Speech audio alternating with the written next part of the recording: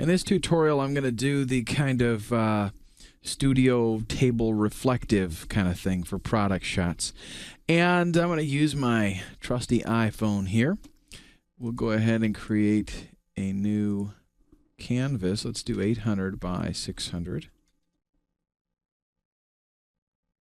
We'll fill that in with black. And I'm going to grab my paintbrush. And we'll just put a nice big dot here right in the middle. And in fact, I'll go ahead and blur that a little bit, just to get it real soft.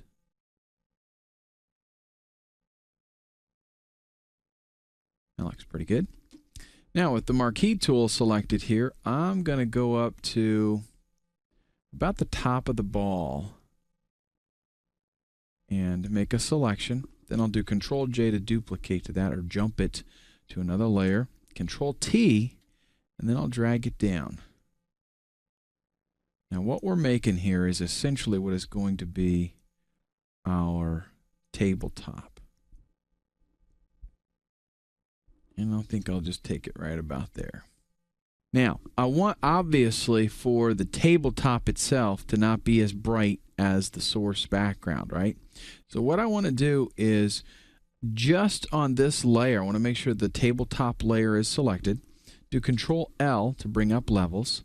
And then I'm going to take this center slider and bring it over to the right a little bit.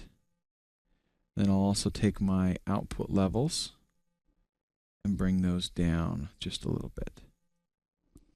Okay, so now I've got kind of like a lessened, toned down version, if you will. Now, let's go ahead and do Control E and merge those two together.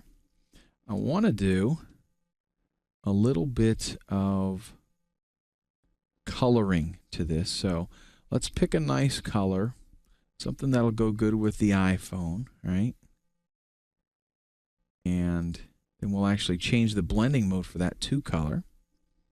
And we'll back off on the opacity so it's not so intense.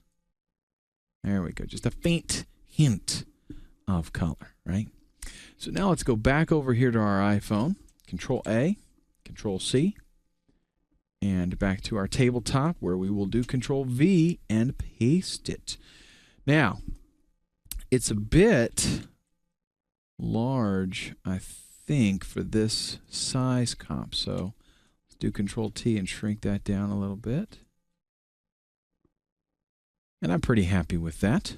To complete the illusion, though, of a highly reflective surface, what we need to do is Control J and duplicate that iPhone layer.